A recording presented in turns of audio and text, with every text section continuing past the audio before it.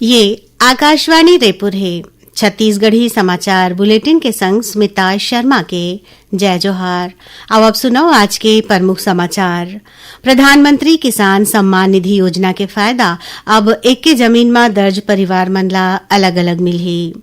छत्तीसगढ़ के शासकीय महाविद्यालय में 700 रिक्त पद में भर्ती करे जाही और पत्र सूचना कार्यालय रेपुर डहारले सुकमा में नक्सल मुक्त भारत समृद्धि और एकता की राह विषय में वार्तालाप कार्यशाला के आयोजन करेगी। अब समाचार विस्तार ले।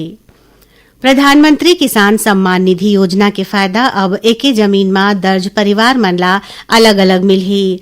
केंद्र सरकार डहारले जारी दिशा निर्देश के अनुसार एकेच भूमि खाता में कई किसान परिवार के नाव दर्ज है। तभोले हर एक पात्र परिवार ला ये योजना के फायदा अलग अलग के अधिकार होही।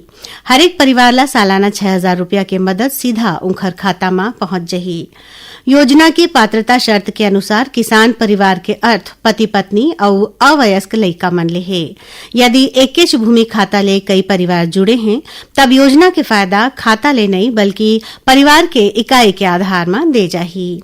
केंद्रीय कृषि और किसान मंत्रालय हा कहे है कि कोनो भी पात्र किसान परिवार योजना ले वंचित झन रहा है। एखर बर राज्य और जिला मन ला नियमित रूप ले पात्रता के जांच करके लाभार्थी मन ला जोड़े जावत है। खबर के मुताबिक छत्तीसगढ़ में ये योजना के अंतर्गत पाछू फरवरी महीना में 20वां किश्त के रूप में 25,47,000 ले ज्यादा किसान मन ला 553 करोड़ रुपया के सम्मान निधि दे गे रही। छत्तीसगढ़ के शासकीय महाविद्यालय में 700 रिक्त पद में भर्ती करे जाही। एमा 625 सहायक प्राध्यापक, 25 क्रीड़ा अधिकारी और 50 ग्रंथपाल के पद शामिल है। उच्च शिक्षा विभाग के प्रस्ताव में ये पद में भर्ती बर वित्त विभाग हा मंजूरी दे दे है। मुख्यमंत्री विष्णुदेव साय हा किहिन की राज्य सरकार हा पाछू 20 महीना में आने विभाग के माध्यम ले 10,000 शासकीय नौकरी दे हवै। विभाग मन में सरलग भर्ती चलत है। यही कड़ी में कॉलेज मन में प्राध्यापक के भर्ती के रद्दा खुले हैं। पत्र सूचना कार्यालय रेपुर डहारले सुकमा में नक्सल मुक्त भारत समृद्धि और एकता की राह विषय में वार्तालाप कार्यशाला के आयोजन करेगी। कार्यक्रम में केंद्रीय आवासन और शहरी कार्य राज्य मंत्री तोखन साहू हा किहिन की बस्तर की धरती जौनहा कभू नक्सल हिंसा के पहचान रहीस ओहा अब विकास और समृद्धि के नवा कहानी लिखत है। श्री साहू हा किहिन की केंद्र सरकार के लक्ष्य मार्च 2026 तक देश ला नक्सलवाद ले मुक्त कराए के है। ओमन किहिन की नक्सलवाद सिर्फ कानून व्यवस्था पर चुनौती नहीं है, फिर सामाजिक आर्थिक पिछड़ापन और विकास के कमी ले जुड़े एक ठन विषय घलो है। राज्य सरकार हा पुनर्वास और आत्मसमर्पण के नीति लागू करे है, जेमा हिंसा के रद्दा छोड़ैया मन ला आर्थिक मदद, शिक्षा, रोजगार, स्वास्थ्य और सामाजिक सुरक्षा ले जोड़े जावत है। आंध्र प्रदेश के तिरुपति में राखे गए 2 दिन के प्रथम राष्ट्रीय महिला सशक्तिकरण सम्मेलन के आज समापन हो गए। सम्मेलन के समापन सत्र में लोकसभा अध्यक्ष ओम बिरला और आंध्र प्रदेश के राज्यपाल अब्दुल नजीर शामिल हुईन। छत्तीसगढ़ ले सम्मेलन में विधानसभा के महिला और लइका मन के कल्याण बर बने समिति के सभापति रेणुका सिंह, सदस्य अनिला भेड़िया, शेष राज हरवंश और संगीता सिन्हा हा घलो भाग लीन। गंगरेल बांध डुबान क्षेत्र के मछुआ सहकारी समिति मन ला फिर मछली पालन के अधिकार मिले हैं। एखर बर प्रभावित समिति के सदस्य मन हा मुख्यमंत्री विष्णुदेव साय ले भेंट करके उनकर आभार जताइन। ये दौरान मुख्यमंत्री हा ग्रामीण मन के मांग में डुबान क्षेत्र में जन सुविधा बर एक ठन एम्बुलेंस देवाए के और राष्ट्रीय बैंक के शाखा खोले जाए के घोषणा करीन। ये मौका में गंगरेल डुबान क्षेत्र के धमतरी, कांकेर और बालोद के 11 ठन मछुआ सहकारी समिति के सदस्य मन मौजूद रहें। प्रधानमंत्री नरेंद्र मोदी के अगुवाई में केंद्र के एनडीए सरकार 11 बछर पूरा कर ले है। ये मौका में 15 सितंबर ले 2 अक्टूबर तक सेवा पर्व मनाए जावत है। ये दौरान जनहित में साहसिक सुधार के माध्यम ले गवर्नेंस ला बदले बर कतकुन क्रांतिकारी पहल करे गे हवै।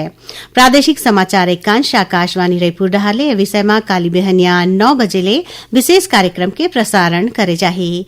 ये विशेष श्रृंखला सेवा पर्व के पहली कड़ी में छत्तीसगढ़ के पूर्व राज्य निर्वाचन आयुक्त और देश के जाने माने सामाजिक विश्लेषक डॉक्टर सुशील त्रिवेदी लेगे भेंट वार्ता के प्रसारण करे जाही।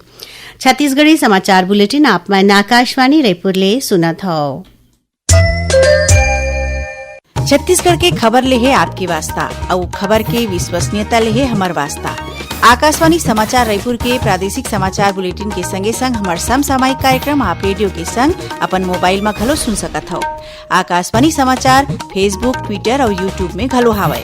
हमार फेसबुक पेज हरे Chhattisgarh news on AIR, Twitter handle CGAIR news और हमार यूट्यूब चैनल हरे छत्तीसगढ़ AIR न्यूज। तो अब रेडियो के संगे संग आपके मोबाइल के माध्यम ले हम आप तक पहुंचत हन। छत्तीसगढ़ के हर खबर पर सुनत रहो आकाशवाणी समाचार। औ अब आगू बाढ़मो बाचे समाचार को थी। छत्तीसगढ़ राज्य न्यायिक अकादमी डहारले बस्तर संभाग न्यायिक अधिकारी मन बर जगदलपुर में 1 दिवसीय संभागीय न्यायिक सेमिनार के आयोजन करेगी। छत्तीसगढ़ उच्च न्यायालय के मुख्य न्यायाधीश रमेश सिन्हा हा वर्चुअल माध्यम ले सेमिनार के उद्घाटन करिन। मुख्य न्यायाधीश हा न्यायिक अधिकारी मन ला कहिन कि आज के समय में न्यायपालिका ले लोगन ला बहुत ज्यादा अपेक्षा है। ये सेमिनार सिर्फ सीखे के मंच नहीं है, फिर न्याय, निष्पक्षता और विधि के शासन बर हमर सामूहिक प्रतिबद्धता के पुष्टि घालो है। ए सेमिनार में बस्तर संभाग के बस्तर, कांकेर, दंतेवाड़ा और कोंडागांव जिला के 43 जन न्यायिक अधिकारी मन हा भाग लीन। गरियाबंद जिला में आज 8 लाख के एक जन इनामी महिला माओवादी आत्मसमर्पण करे है। पुलिस अधीक्षक निखिल राखेचा बताइन कि महाराष्ट्र के गढ़चिरौली के रहैया आत्मसमर्पित माओवादी जानसी पाछू 20 बछर ले नक्सल संगठन में सक्रिय रहिस और नगरी एरिया कमेटी के सचिव रहिस। उनकर ऊपर कतकोन हिंसक वारदात में शामिल रहे के आरोप है। दूरदर्शन के स्थापना के 66 बछर आज पूरा हो गए। भारत में 15 सितंबर 1959 में दूरदर्शन ले प्रसारण के युग शुरू हो रहिस। पूर्व राष्ट्रपति राजेंद्र प्रसाद आज के दिन पहली प्रसारण के उद्घाटन करे रहिन। ए मौका में राजधानी रायपुर के दूरदर्शन केंद्र में स्थापना दिवस कार्यक्रम के आयोजन करेगिस, जेमा मुख्यमंत्री विष्णुदेव साय शामिल होइन। ओमन दूरदर्शन परिवार ला बधाई और शुभकामना दिन। ओमन कहिन कि दूरदर्शन की 66 बछर के यह यात्रा यादगार हावय। मुख्यमंत्री हा कहिन कि दूरदर्शन हा मनोरंजन के संगे संग हमन ला वैचारिक रूप में घलो समृद्ध करे में बड़ भूमिका निभाए है। ओमन कहिन कि समाचार और भाषा के गरिमा बनाए राखे में दूरदर्शन के सुघर परंपरा रहे है। मुख्यमंत्री हा कहिन कि दूरदर्शन के प्रादेशिक केंद्र मन हा स्थानीय कलाकार मन ला राष्ट्रीय मंच दे हावय।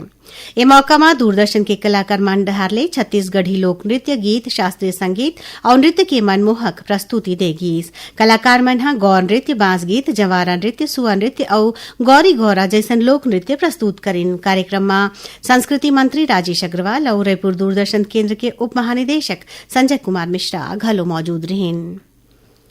उत्तर प्रदेश के जौनपुर जिला में वाराणसी लखनऊ राजमार्ग में हुए बस दुर्घटना में छत्तीसगढ़ के 4 श्रद्धालु मन के मौत हो गए। उन्हें यही घटना में 6 जन गंभीर रूप ले घायल घलो हुए हैं। मुख्यमंत्री विष्णुदेव साय ये घटना पर शोक जतईन है। मुख्यमंत्री सोशल मीडिया में कहिन है कि बस दुर्घटना में कांकेर और राजनांदगांव जिला के 4 जन श्रद्धालु मन के मौत और 6 जन यात्री मन के गंभीर रूप ले घायल होए के समाचार मिले है। मुख्यमंत्री संबंधित जिला प्रशासन ला पीड़ित परिवार ला हर संभव मदद, घायल मन के इलाज और मृतक मन के पार्थिव शरीर ला उनकर घर तक पहुंचाए के व्यवस्था करे के निर्देश दीन है। अब पेश है मौसम के हाल। प्रदेश में अवैया 24 घंटा के दौरान कतकोन जगह में हल्का ले मध्यम वर्षा होए के संभावना है। उन्हें 1-2 जगह में गरज चमक के संग आकाशीय बिजली गिरे के चेतावनी घलो दे गे हवे। मौसम विभाग के अनुसार वर्षा के क्षेत्र उत्तर और मध्य छत्तीसगढ़ रही। आखिर में प्रमुख समाचार एक गांव फिर। प्रधानमंत्री किसान सम्मान निधि योजना के फायदा अब एके जमीन में दर्ज परिवार मन ला अलग अलग मिलही। छत्तीसगढ़ के शासकीय महाविद्यालय में 700 रिक्त पद में भर्ती करे जाही और पत्र सूचना कार्यालय रायपुर डहारले सुकमा में नक्सल मुक्त भारत, समृद्धि और एकता की राह विषय में वार्तालाप कार्यशाला के आयोजन करेगी।